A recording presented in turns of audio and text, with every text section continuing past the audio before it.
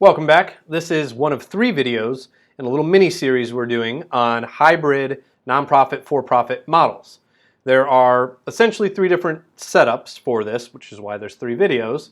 And this video is going to cover where you have a nonprofit and a for-profit, and they exist side by side and work together, but they're not legally linked together in any other way than working together. This is different than the other 2 videos that we're doing in this little mini-series, one of which is where a nonprofit owns a for-profit, and then the other one is where you receive fiscal sponsorship from a nonprofit as a for-profit. These are all very different, but they can work to achieve some of the same end goals, which is where nonprofits and for-profits working together can help fund each other, they can help to provide services to each other, and a lot of the time these are going to be organizations or entities that are owned by the same people, and so it allows them to kind of help to fund and help to prop up both of the things that they are doing, hopefully in the furtherance of the charitable purpose of the nonprofit.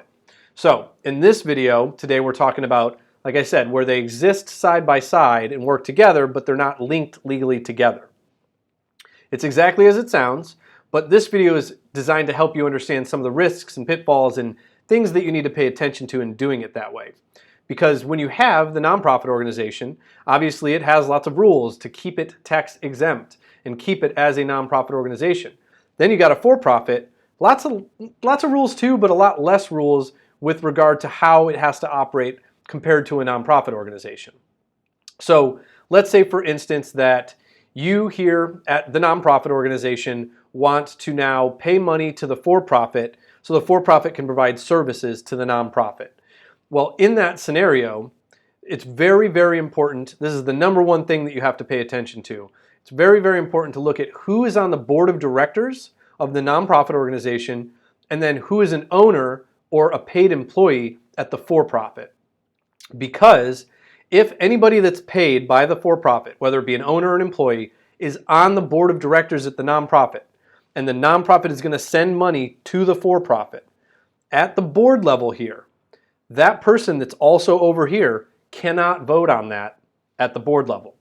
Because if they vote here to send the nonprofit organization's money to this for-profit where they're an owner or a paid employee, what it looks like in the eyes of the law is that this money comes from the nonprofit to pay themselves, which means you accepted money, tax exempt, sent it to yourself to pay yourself. Essentially a tax shelter. Now, it's not even necessarily illegal to do that, but what the problem is here is that if they, who is over here, who's going to receive the money, votes on it at the board level of the nonprofit, they have voted to send themselves money. And that is something called private inurement, where money from the nonprofit organization goes to benefit you privately. It inures to your benefit privately.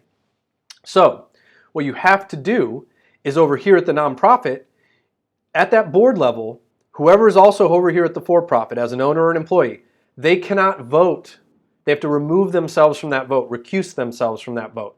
Meaning that you still have to have a board of directors that are not over here at the for-profit, not involved, not paid by it, that are then independent and neutral and able to vote on sending money to the for-profit. Okay? So the way that that would work is that, let's say you have a 5-person board over here at the nonprofit, and 2 of those people are at the for-profit, and you want to vote at the nonprofit to send money to the for-profit. Well, those 2 people cannot vote, so only the 3 remaining board members can vote, which also is important to make sure that in your bylaws, whatever your quorum is, which is the minimum number of directors at a board meeting that can vote and the vote counts, you have to make sure that after recusing the people that are in the conflict of interest, because they're at both places, that there's still a quorum at the board to have a valid vote. Now, if that happens, if you have a vote and the people have removed themselves and you send money, it's all good. That's fine. Make sure that you're keeping an eye on all of the things and what that money is used for, and that everything that you plan to do has been checked by lawyers and CPAs and all of the things. But assuming that everything's on the up and up, what I just described, as long as those people remove themselves from the board vote, that money can go to the for-profit. And I was doing this way. So very important to keep that in mind. Another thing to add to that is that those board members over here that are not allowed to vote, it's because they're interested in the transaction. They're interested in it because they can send themselves money, and certainly we're interested when we can receive money. So when they're interested in the transaction, the standard that the law uses is that also anyone that's related to them is interested in the transaction. So if there are family members on this board of directors of the two people or even one of them that's over at the for-profit, those family members also have to remove themselves from the vote, because by extension, by being a family member of the person that's getting paid, they are also interested. So that quorum has to be there even without the people that are potentially in the conflict of interest and anybody related to them, because they're interested in the transaction. So this side-by-side model, everything that you can do in the side-by-side model is pretty much what a for-profit can do and a nonprofit can do anyway, unless money is going between the two, and then you have to pay attention to the conflict of interest that I've described in this video.